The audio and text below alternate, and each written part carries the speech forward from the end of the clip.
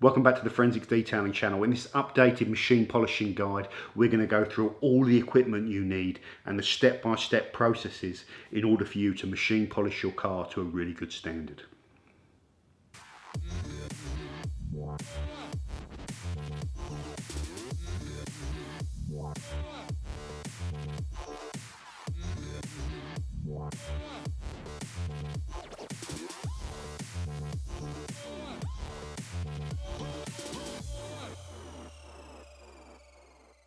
So whenever you're going to attempt to machine polish your car, it's helpful if you break it down into kind of 4 sections in your head. And that is the washing phase, the decontamination phase, where you're pulling all the bonded contaminants off the car that we'll talk about in a second, before polishing.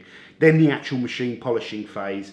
And then finally the kind of protecting, waxing, sealing or ceramicing afterwards to kind of lock in the finish that you've provided. So let's start with some equipment that you could use to wash your car. If you already have kind of shampoos and pre-washes and stuff like that, then there is no need to specifically go and buy these, but there's some good little product recommendations here if you're interested in kind of detailing. First up, wash mitts. My 3 favourites, and I've talked about this on the channel before, either the Car Pro lamb's wool wash mitt with the gauze on one side and a very deep shaggy pile on it. The Microfiber Madness Incredi Pad, the little tiny diddly one, is the one that I'd recommend. Or the Duca wash pad, a lamb's wool wash pad, fantastic product. So have a look at those.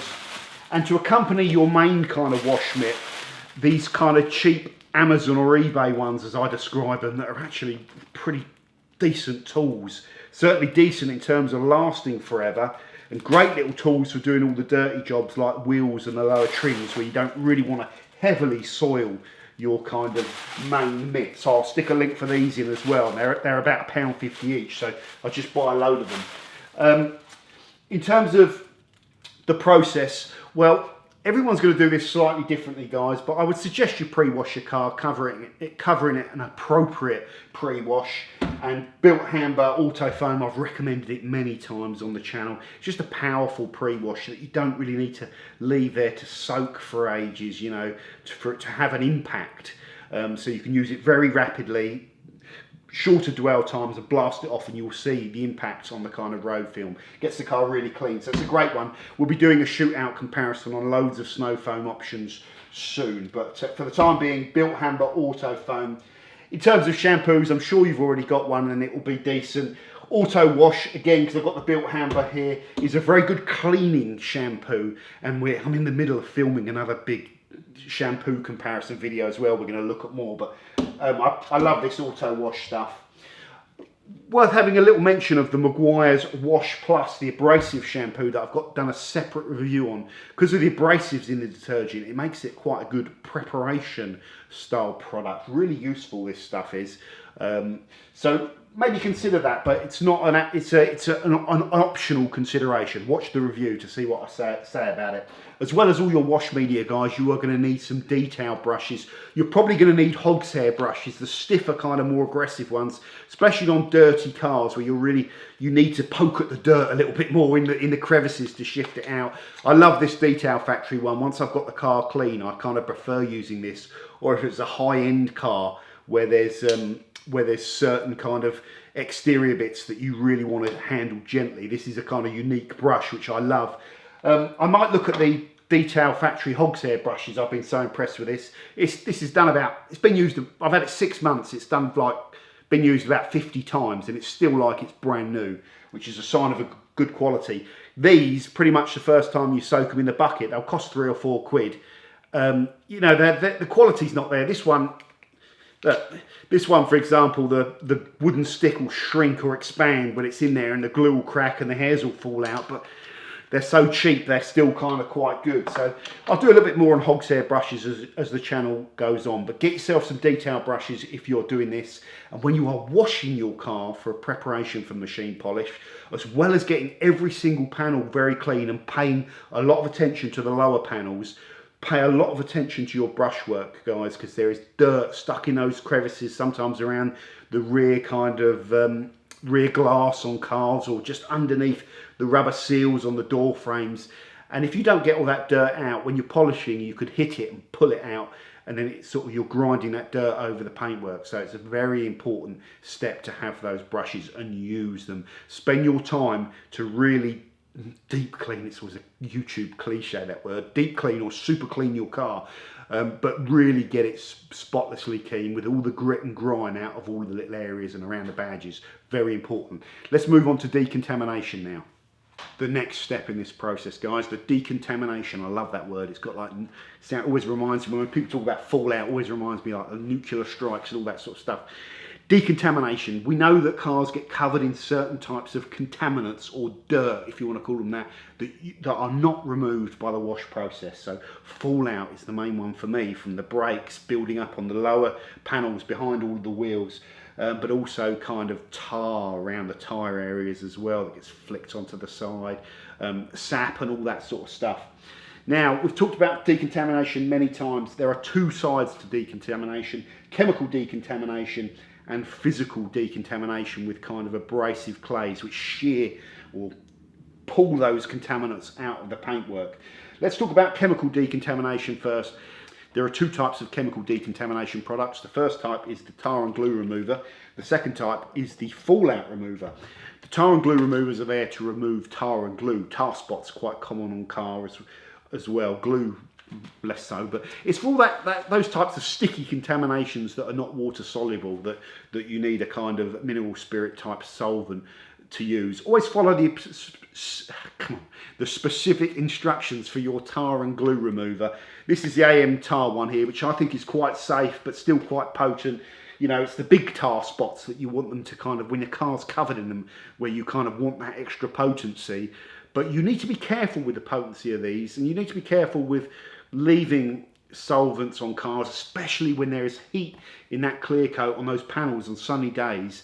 And the clear coat is much closer to its kind of natural melting point, as we talked about. It's more vulnerable to being kind of, for these products to start dissolving them. But generally, if you follow the instructions and be mindful of heat, they will deliver you good results. And they will also have the added effect that these will break down the remnants of any kind of sealant and wax on your car. Much more effective than any detergent type pre-wash that you could use to kind of, you know, stripper type detergents. They might be worth considering if you're doing this sort of stuff, but if you're using the tar and glue removers, they're a lot more potent, and they are generally required. You usually, unless the car has been very recently kind of decontaminated, say in the last 3 to 6 months, there's a good chance that you will benefit from using a tar and glue remover. If you don't use it and you go straight into your claying, you'll often see a lot of the brown stuff coming off in your clay bar. The more of it you can get off before claying is a good thing. The next thing is the fallout decontamination. So that's probably one of the biggest things that builds up and causes that roughness. The fallout, and it's usually, I believe, coming out of your brake discs, the kind of steel brake discs, putting in fine particles of like iron or whatever in your paintwork.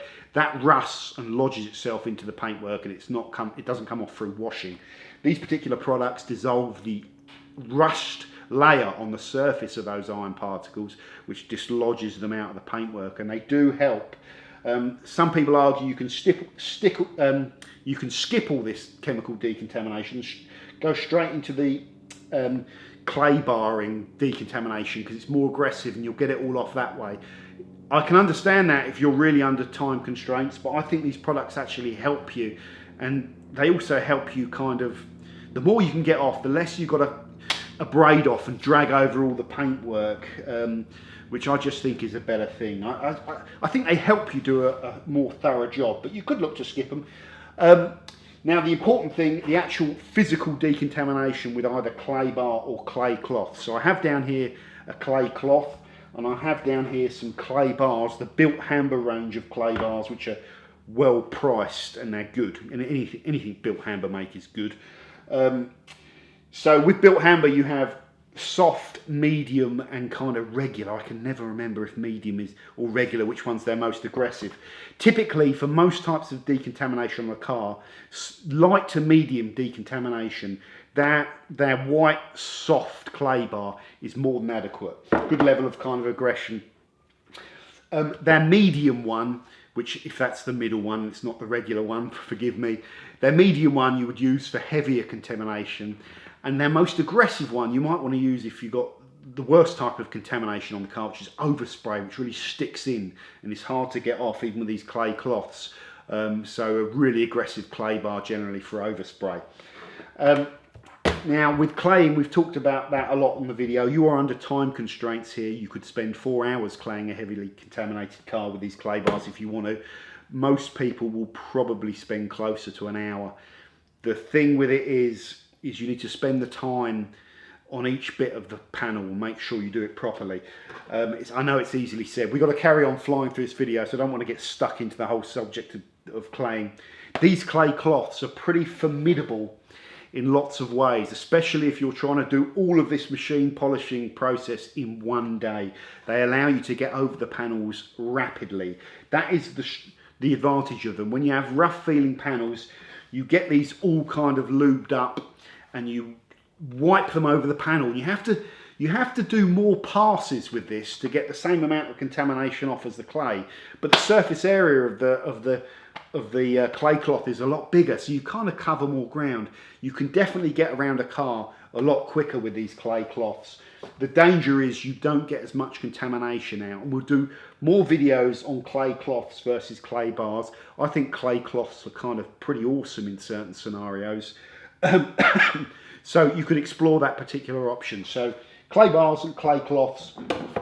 One final point on lubrication. I like to use lubrication. I wish I'd have thought about that before I said it. I like to use clay lubrication, but I'm not going to pay for a pre-mixed bottle of clay lube where they're sort of £7 or £8 for a 500ml, because it's no use to me and it's too much money. So I always tend to recommend a concentrated clay lube product. So I've got the Born Slippy clay lube concentrate still going, because I've been using O&R a little bit. I've had this little bottle for years. You can make so much of it up with it. So it's a concentrate that you mix out, so it doesn't cost any more than using shampoo if you want to, or Optimum No Rinse you can use as a clay lube because you don't use much again. So both of those provide good value to use as clay lubes. With a clay cloth, I will concede, I've said I don't like to use shampoo or just water, although I don't have a massively strong opinion on it. I just prefer clay lubes. With a clay cloth, it's a great idea to fill up a fresh bucket of water, throw in some shampoo, because when you're going over the car a little bit quicker, I wanted kind of to be able to just dunk the cloth in and get all the suds on it and kind of use it that way, rather than keep pumping as well, which was slowing me down. So soap and shampoo does seem to work quite well with the clay cloths. That is decontamination covered, guys. Really spend the time to get all those contaminants off of the car. Don't get lazy and just do your bonnet really well and your wings. It's down behind those wheels in the lower section where you've got to either sit down or hunch yourself down or get on a stool. We'll talk about that later on, and get it all off of those lower areas, and around the back of the car as well. There's tons of it. So get all that contamination off, guys. After you've washed and decontaminated your car, dry that car off, guys. If you've got an air dryer, blow out all of the water in all the crevices and all of that sort of stuff to get it absolutely kind of bone dry. If you've got the garage, now's the time you wheel it into the garage, or if you're doing it outside, you move on to the machine polishing step. Next up, machine polishing, guys. So 99% of the market now seems to be using free spinning polishers because they are controlled and they are safe. You know, so they're good tools, not just for starting out with, but good tools for professional detailers as well. So the most common type is your kind of DAS 6 Pro type machine, and this is the inter-detailing offering of that. I think it's a 900 watt version of the tool, so it's quite a powerful version of the tool. Comes with this 5-inch plate, which is going to support the pads I'm going to recommend you buy, and also they sell a 3.5-inch plate that you can swap out, and you'd use the 3.5 to do like all the small areas like your bumpers at the front, bumpers at the back, maybe even your wings and all that sort of stuff, the smaller areas, and then the main plates to cover the larger panels that you've got more access to and coverage, like your roof and your front bumper and your doors and all that sort of stuff. Another option, if you're really into your kind of detailing, is to buy 2 machines, which introduces a little bit of an extra cost, but a lot of people are doing that. The long throw dual action polishers that have a sort of slightly more aggressive orbit, so give you a little bit more capability, which is useful if you're trying to cut and you're struggling with the smaller throw machines on hard paintwork. So you get a little bit more capability with this money. They're a bit more trendy, the long throw ones as well, but they are good, you know. So we have the inter-detailing DAS 6 Pro Plus 15mm offset, which is the one that I would recommend in most scenarios. And then they have their little mini accompanying 9mm throw tool with a 75mm plate. I know there's a lot of information being thrown at you guys, but just make a note of all the stuff and make a note of all of the pads, and it's all going to be compatible, or should be. Very important for me to say, as well as these budget tool offerings on the channel, we've reviewed all the expensive ones from Rupes and Flex, and those tools, I lean to them slightly. I'll pay the money, they are phenomenal. So check out some of the other long throw options there, and there are even other machine types like the force rotation and rotary options that are very cool. But we're trying to provide a starting point here, and this is the best way to do it. Next thing, moving on to what pads you should be using with these machines. Well, if you're just picking the standard DAS 6 Pro type machine, as I mentioned in a big pad review video that I shot very recently, covering a wide range of options on the market, I would still just recommend on the 8mm throws that you start off with the Chemical Guys Hex Logic pad range. Very popular, like I said, the best seller for most kind of distributors. You want to get the 5.5-inch pads and the 4-inch pads to use with the mini plate. So how do you need to understand all of the different pad choices and which ones you've got to mix up with your abrasives, and what do you use with that? It's not that complicated. So yellow is their most aggressive heavy cutting pad, and if you read the description it almost scare you off. This is not that aggressive a pad. It is a really nice pad, and that is why the Hex Logic range is so good to start with. It's a decent mid-range pad, this, and you can do a fair amount of cutting with it. It's ideal, but it's not overly coarse. There are pads in other ranges that are described as medium that are 10 times more aggressive than this. Not 10, steady on John, but you know what I mean. So typically you will use this if you've got lots of defects to cut out with a heavier compound on harder paints. Typically that's the formal answer. Orange is like a step down. They're medium to kind of heavy polishing pad, cutting pad. It's closed cell as opposed to open cell. There is a difference between these two pads, and these two form a good little kind of options. You might almost want to default to the orange first, but this yellow pad is really nice. There's nothing to be scared about with it. And then green is their kind of light cutting pad that they say you could do polishing on heavier paintworks, which you could. I tend to recommend this if you're just looking to do a single stage polish with one product and one pad, and you've got a fair amount of cutting to do. This will give you, there's a bit of kind of stiffness to it, but it's a pad you don't need to really be scared of. Alternatively, you could even do one stages with the orange pad, or on softer paintworks you could use the white one. The white one is really their kind of polishing pads that we're going to be using with these finishing polishes, and we're not going to be using any of those softer out and out finishing pads in this particular video. Find them a little bit too soft. Small note on the 4-inch range, you cannot get the yellow, which is just bizarre. If I'm correct on that, apologies if I'm not. What the hell are they doing there? So it's only orange, green, white, and I think you can get the black one as well, which is a bit of a shame. If you're using long throw machines, guys, then these cone shaped pads with the holes in the middle and more of a cone shape, so they distort less, they can take the extra throw. An option that's worth considering, although you could still use these. Some people use even flat wall pads on the long throws, flat walled. The Chemical Guys Quantum range uses the same foam as the normal Hex Logic, so you can use these yellows or oranges or greens or whites and stick with the same pattern. And I like these pads, especially for starting out, because it's just not coarse. It's not overly coarse. They're yellow pads. It's a really good pad, that is. Unfortunately, Chemical Guys, in their infinite wisdom, have not given you a 4-inch pad like they have with this range. What the hell are they thinking? Anyway, never mind. So you'd have to pair them up with the normal Hex Logic range, and the whole reason for using these is you'd want to pair them up with those as well, but you can't. But it's an option.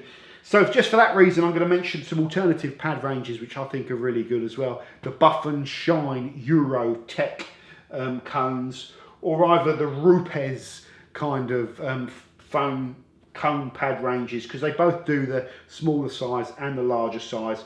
You would be typically doing your cutting with their green pad, which is way more aggressive than the Chemical Guys Hex Logic Yellow, but let's not panic. And the yellow cone polishing pad. They also have a white, softer finishing one, but you could generally skip that, although that's debatable. I'm just trying to fly through a lot of information here. As well as your pads, you should have a nice little soft tip toothbrush for clearing out your pads at the end of each particular set. Next, we're going to move on to abrasives. Next up, abrasives, guys. We're going to cover the ground very quickly here. The important thing to take away from this, the decision on whether you are single staging your car or where you are doing multiple stages of cutting and refining. Cutting and then refining will get you the best results, but you are going to be doubling or trebling or quadrupling for each set that you do, the amount of time that it takes you. And it is very hard to do multiple set polishing on a car in one day, or multiple stage polishing on a car. Still possible, it can be a long day for you.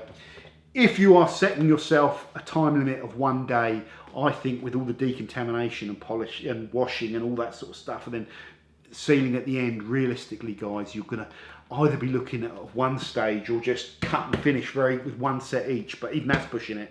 So if you have decided that you're going to be using a single stage, you're really going in, polishing one area with one set, and whatever it cuts and whatever it delivers is what you've got.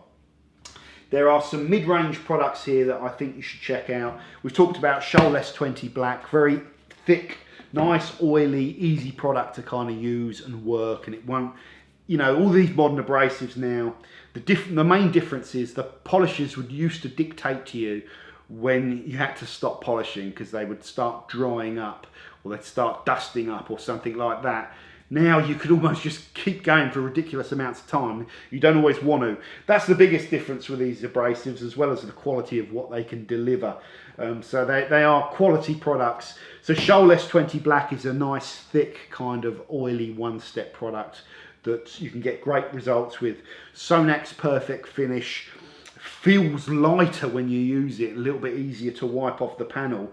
But the irony is it actually provides you more cut, I think. It will outcut most other one steps, and it will also outfinish them, in my opinion. The downside is it's bloody expensive stuff, but it's a great product, I think, to use as a single stage kind of polish on your car and get great results with you know, if you're trying to do that 1 day scenario where you've got to do this all in 1 day, or one stage scenario. You also have Kochchem F501 there, which is a good mid-range polish that has an acceptable level of finish that you could use. Now, if you're going to be doing 2-stage polishing, which is kind of like considered the mecca, and it is for lots of reasons, because when you've cut out all the damage, and these products will typically, these cutting products will deliver you a high level of finish, then going in and just using a kind of refining product to really take that finish that the cutting compound has left you and really smooth it out and gloss it up, that is really nice. Okay, what's the word I'm looking for? They are nice to work with as well. They're just so light on the panels, and you know, they don't stick, or then you just gently kind of whiz them over the panels and they buff off even easier than the kind of heavier cutting compounds as well, and the paintwork looks and starts to really pop after you've used the finishing polishes. So it's very rewarding doing 2 stages, and the best bit about it is the finishing polish section. So again, keeping it quite simple, if you're looking to do a cut and finish 2-stage polish, Shampoo S3 Gold XXL is a really nice, easy abrasive to use. And same with S40, nice oily finishing polish. These will give you top level results, guys. We are splitting the atom. There are some differences with these abrasives, but I've got to keep it simple. So the Shampoo range is great. The Koch HA02 heavy cutting compound, this has got a little bit more cut, or noticeably more cut than S3 Gold, but it can still deliver you the same amount of gloss, or even maybe even a little bit more. The disadvantage is it can dust if you overwork it. It's not prone to dusting, guys. Don't panic when I say that word. You can still work it really good. It works great on a dual action polisher. So if you're struggling with swirls and you've had a go at a car and you think you need a little bit more cut, that is a good way of just upping your capability a little bit. And it will team up nice with their M201, their anti-hologramming polish as well. You can go off-piece and mix Shampoo, you know, cut with Shampoo, polish with this, all that sort of stuff, and get good results. But whenever you go off-piece, you've got to experiment. There's lots of other great compounds out there. I've got the Detailing Kingdom 101.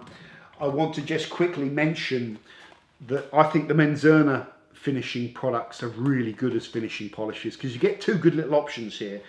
You get the SF 3500, which is a finishing polish which still has a little bit more cut, a little bit of cut to it, so that if you've done your kind of your cutting stage and you want to move on to the polishing, but there's still some very light defects or some compounding marks or marring there, then 3500 is a really good option to go in afterwards. So it will still take out some very fine swirls. And then their super finishing 3800, virtually no cut on this. This is an out and out glossing agent, and I love working this product. It's such a good finishing polish, especially when you're happy with all the defect stuff and you just want to gloss up that paint. You're not looking to, you know, really remove that much more material. It's just really nice. So okay guys, the next step, very important, inspections. After you've done a kind of compounding set and you wipe off the polish, you want to have a look and get a true representation of the paintwork in the right light to see what kind of defects are left and what you're dealing with. So the first thing, light sources. 3 options, guys. The first option is your cheap inspection pen type thing, 79p Amazon LED torch that isn't half bad for 79p. It's made of metal and all that sort of stuff. It's decent quality for the money, and even if you don't like it, it's only cost you 79p, so you can't be too grumpy. The second option is the old homemade sun gun. I need to charge the battery up on this. So a few years ago, everyone kind of figured out that you could take the same bulb and buy the same bulb that they were using in the 3M sun guns and put them in a cordless drill, you know, butcher a cordless drill, make your own sun gun. I've done a video on the channel if you're interested in doing on that. They work, they're quite good. Halogen bulbs, but they still reveal the swirls quite well. Or very recently, I did a review and invested in the Sealey LED360CM inspection light. This is the best in my opinion of all 3. It's the most powerful, and it's the one that I think reveals the swirls. And there's a lot of complexity around light, but quite simply, for 47 quid, which is a lot cheaper than the kind of scan grip, which is still going to be amazing, guys, and I would love to have one as well, but it's a cheaper kind of budget option if you can't afford the scan grip kind of alternative. So those are your light sources, and obviously those light sources when you're inspecting paintwork are best used inside, where you can turn off all the other lights in a nice dark kind of garage and inspect the paintwork. Less useful outside, but an inspection torch is still important. What else is important? After you've wiped all of the kind of polish off of that area, before you go in with the inspection torch, it's a good idea to do an IPA wipe down, because it will help to reveal some of the fine swirls and scratches. I've done a video on making your own kind of IPA mix at home, and the great advantage of doing this is you can mix up so much of it, and your cost per litre is kind of, I can't remember, somewhere between £1 and £1.50, rather than using detailing product panel wipes, which, you know, if they're ready mixed and stuff, will cost you like 8, 9, 10, even more. For a litre they can cost a lot of money. In terms of IPA being kind of dangerous and stuff like that, it's actually milder, way milder a solvent than your kind of hydrocarbon stuff when you're mixing it down at those volumes with water. It's used at a manufacturing level, so the guys that are actually spraying cars in the manufacturing process, when they go to refinishing, are using ISOs to do inspection wipe down. If it was going to melt your clear coat, they would have figured that out by now. So it's safe stuff. Is it the best solvent for final degreasing? No, it isn't, and we'll talk about that later on, but it's a cost-effective way of revealing the kind of true nature of the paintwork and getting all of those polishing oils out, good enough for an inspection. So important to mention this. Let's move on now to doing your polishing, and what I'm going to do is set up a demo and show you polishing 2 different sections of the car so you can follow that particular process. First, fill a plastic bucket with clean water and a squirt of APC. The purpose of this is to stop the polish drying inside and on the pads, so that when you use the pads next time you don't get a cloud of kind of dust all over the panels. And also that polish can dry into little clumps or bullets on the surface of the pad sometimes, which can actually mar paintwork. By soaking them, you stop the polish drying, and when you go to clean them later on, you'll get virtually all of the polish out of the pads. Lay out around 4 pea-sized drops onto your pad and then cover that over your target area. And in this demo here, we're just showing you compounding. So we're going to break the front bonnet down to around about 9 sections, which is a sensible size to work with. Fire up your machine on the lowest setting and then just work that compound over the target area to form a thin, consistent layer of polish. Then set the polisher speed to 4 to 5 and start the machine. Working straight vertical lines up and down, as you can see in this demonstration, until you've covered the entire target area, and then switch the same straight lines in a horizontal motion to form a crosshatch pattern when you're polishing, with around 40 to 50% overlap on each line. There is no need to push down hard on top of the machine, just the weight of your hand and the weight of the machine on the panel is enough. Move the machine slowly over the panel to ensure that you give the polish a chance to work. When you've covered one vertical and one horizontal entire section, count that as a pass and repeat the crosshatch pattern for another 4 to 6 passes depending on personal preference. Then fold your microfiber cloths 4-way, and if you like you can just pinch the open end of the fold to stop the towel unravelling, and then gently, with virtually no pressure, just buff the polish off of the car in small circles. In this video we are using the Interdetailing Korean 350 edgeless open pile cloths, which are very soft and absorbent and are a good towel to use to remove polish and compounds. This next bit of footage is showing the finishing polish being used on a wing section using the small 4-inch plate and a finer finishing polish. In this particular demonstration we're using 3 smaller sized drops of polish and essentially applying the same process where we spread the product out over our target section on low speed and then bring up the speed to around 4 to 5 and work it in a similar crosshatch pattern over that target area for 4 to 6 passes.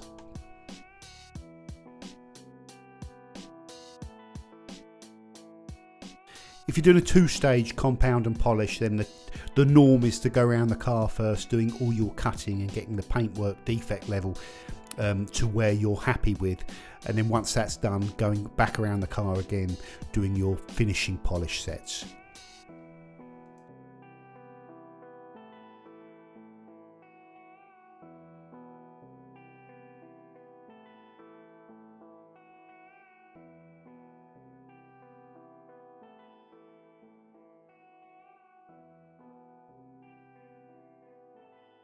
After each polishing set, clean out all of the old spent polish and debris from the surface of the pad with a toothbrush as shown. I suggested earlier that around 4 cutting and 4 polishing pads was a good starting point, so therefore every quarter of the car is a good point to switch to a new clean pad, carefully remove the old pad and just put it into soak in the plastic bucket so the spent polish doesn't dry in the pad. Okay, so now we finished the polishing, the hard work of actually getting the paintwork to where we want it to be. We've got one final stage, and that is to protect the car. But before we do that, we need to remove virtually all of the polishing oils, as many as we can get off of the car, with a final degrease wipe down. Now for me, I'm using Tetrasil panel wipe, or it used to be called panel wipe. Now it's called Tetrasil pre-wipe degreaser. All sorts of dramas around panel wipes and degreasers and stuff like that. Why do I use this stuff, guys? Because if you follow the instructions and use it, it's a heavy hydrocarbon, so it's similar to your tar and glue removers, a mineral spirit type product. If you follow the instructions, it is perfectly safe, and I've gone through a fair old amount of this stuff over the years, and it is safe regardless of what anyone tells you.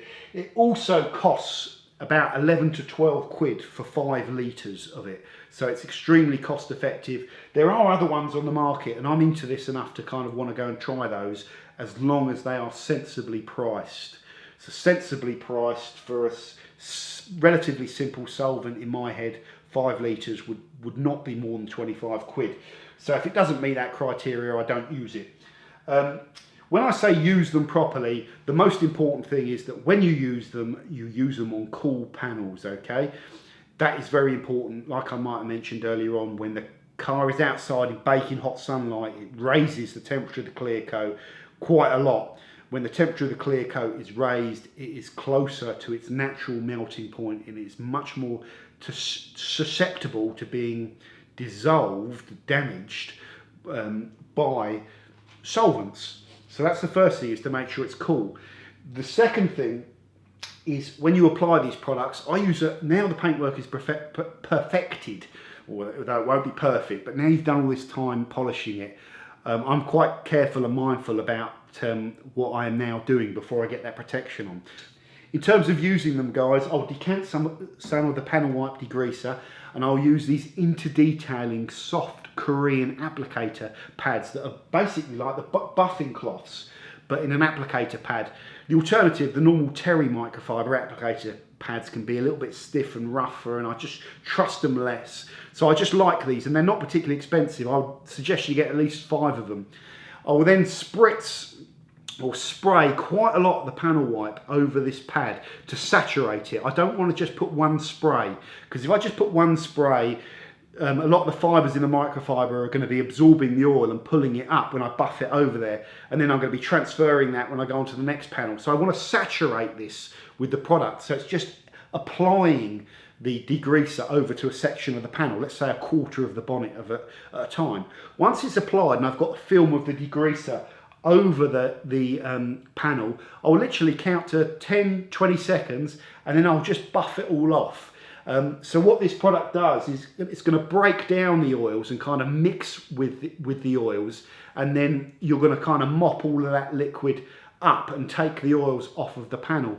You don't want to leave this to flash away, because it doesn't take the oil with it. If it flashes away, then the solvent is disappearing and you're going to be left with a thicker concentration of oils, which are going to stick to the panel and not buff off as well. So do it that way. They all have different kind of flash points and evaporation rates. Some of sort of will flash quite quickly. This stuff sticks around well. Temperature does play a big part in how quickly they flash. So whenever you're doing the first section, just keep an eye on it. Buff it before it flashes is the key. That will get your panels squeaky clean and degreased of all of the polishing oils, and it won't cost you a lot of money. And as long as you're sensible and follow the instructions and don't break the rules on temperatures, don't use this heavy type of degreaser as an inspection wipe down, because you'll be doing it set after set, and it's that cumulative effect that you want to be worried about. You do it once as a final degrease and it's perfectly safe. Okay guys, the final hurdle, getting this car protected, putting a layer of protection down which is going to sit between your car and those nice shiny panels and the environment, and hopefully help to reduce contamination and protect the finish that you've provided. You have a whole different range of options here, guys, and we've covered so many of them on the channel, probably more so than anywhere. I must hold the world record for products reviewed, because we've just covered so many. But you typically have 3 generations of products. Your kind of paste wax or wax emulsions, if you like, or spray waxes. Your synthetic polymer sealants, if you like, which tend to come in 2 varieties, modified forms of silicone polymers, which can mean anything, or acrylic polymers, which are different materials. And then you have your kind of latest wave of protection products, ceramic coatings, the full-blooded ceramic coatings that we've done application videos on, or the big favourite of mine, the Tack Systems Moonlight lightweight ceramic topped with Geon wet coat, and your silica spray sealant type products that you can use to maintain your ceramic coatings, or standalone, if you like, the likes of CarPro Reload. So many good products out there, guys. You've got Sonex BSD in here, turbocharged silicon polymer, if you like, very hydrophobic, a little bit on the sticky side. We're going to be doing a sealant review coming up very soon. If you want some wax recommendations, if you're on a budget, guys, Built Hamber double speed wax, I think it might still be 15 quid for this 200ml pot of wax, is a bargain. It lasts a decent amount of time, pretty repellent. I'm a fan of the Auto Glim high definition wax. It's lighter to buff off the panel, and it's very repellent on application. But it's more expensive, that's the trade-off. And I've got an ultra high-end wax here as well, the Angel Wax 5th Element. That's this stuff will last a hell of a long time. Got to be a little bit more careful when you apply it. It's good to have some options there with paste waxes, and play around with them, buy some. Unless, like I say, if you're really tight on money, go with the old double speed wax. If not, explore lots of paste waxes and have some fun with it. And we're going to be doing a best of sealant review on the channel, where we look at this mid-generation type of kind of polymer sealant and explore lots of different options. And we've talked about ceramics. Have a look at my best ceramic video on the channel, and have a look at my video on talking about tack systems, Moonlight and Wet Coat on the channel. Two fantastic products which pair up. So you then, once your car is protected, you go ahead, put that protection on top, and then after that you try and clean it as carefully and as safely as you can, following all of the approved detailing processes, pre-washing, light contact and stuff when you're washing it, to keep the paintwork in as good a condition as you can for as long as you can without having to machine polish it again. That's it, guys. I hope this video was useful. There's a ton of information there. But the first video I did was very quick, or quick for me. This one is covering a lot of ground, but hopefully there's some useful stuff in there. Let me know on any comments and stuff that I've missed, guys, or any little steps that you think are useful and stuff like that. It's always handy for me to see what I've missed in this video. I hope it was enjoyable, and I hope it was useful, and I will see you soon on the Forensics Detailing channel. Please subscribe if you haven't already done so, and I'll see you later. Bye for now.